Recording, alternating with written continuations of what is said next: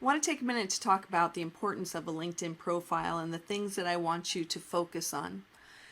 So let's take a minute to imagine a persona of somebody who's going to be looking for us. And the way job positions start is a human resources person in most companies is going to go out and do a search for keywords. So let's say the company is looking for, in my case, it would be an instructional designer who has online experience, e-learning experience, facilitation experience.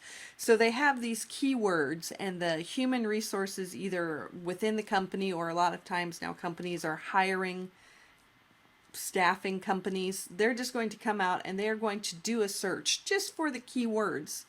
And the way my profile will appear is how often I am using and emphasizing these words. I'm going to appear higher in the search. So it's important that you are focusing on and using a lot of the keywords that you should have seen in the job descriptions when you were looking for your dream jobs, for the kinds of jobs that you want to do once you graduate. So the important sections, you really should have a photo in here, and I just need to get one. I had one, but I need to get one where it's somewhat professionally done. Don't just snap something sitting at your computer. You have a lot of good friends. You're in a communications department. People have good cameras. Go out, fix yourself up, stand in the sunshine, get a good picture taken, and put that in there. Crop it down to the right size. I just need to have that done. I didn't like the one I had. So you're going to adjust this to make sure that it's showing the things that you want it to. Again, you know that I'm a college professor, but the reason why I have this LinkedIn profile, because obviously I don't need to find another job as a college professor, but I do consulting on the side. So you'll see that I'm actually focusing on things that are more consulting related and what I can do for clients in the consulting field, because those are my audience. They are the people who are going to be looking for me on LinkedIn. Okay, so I have that. You have to write a good summary, and your summary should, again, use a lot of those keywords, and it should be written in a way thinking of what can I do for that client.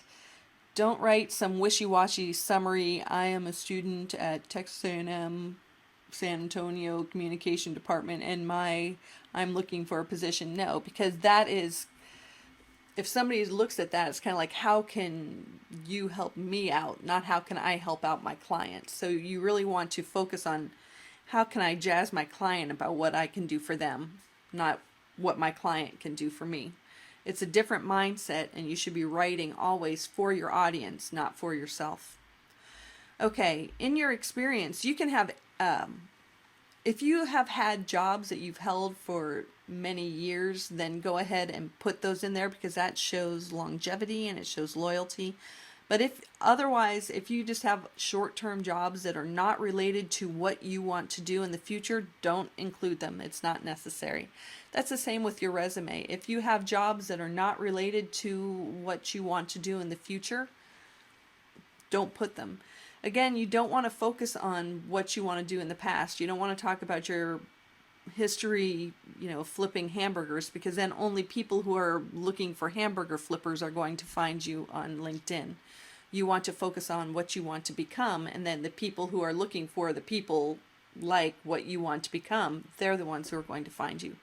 So don't think past, you're designing for your future. And so I don't have a lot about my education here because it's not really all that important to me at this point. But you will put about your education. You can put in there what classes you have taken, what projects you're working on, anything that will allow you to really emphasize the skills and the keywords that employers will be looking for. And another important section that I want you to really work on is your skills. So again, another chance to really put in those keywords, and think of putting in the exact words that you saw repetitively above in the projects. For instance, if you're doing a web job, people may be tempted to put in Dreamweaver, but the employers are probably looking for HTML and CSS. So put in the keywords that the employers will search for. you should easily be able to come up with at least 10 or 15 skills. Again, the keywords. I have a bunch because I do a lot of stuff, but I actually go through and adjust these every once in a while to put in different keywords depending on what the market is calling for and what my skill set is. And sometimes the catchphrases change. For instance, e-learning is now big, whereas it used to be online instruction, and you have to change things to keep up with the times. After you do that, I want you to go ahead and I want you to connect. I want you to connect to me, Susan Lanchi Escobar, so that I can see your site. And also I would like you to all connect to each other so that you can start building your professional network at this time. Then once you have that in, you can start going in and giving each other these endorsements. And again, the endorsements are what is going to cause your profile to pop up above other people's. So it's nice to start building that network right now. And you may be asking, why is this even important? This class is supposed to be about web development. Why are we looking at our LinkedIn?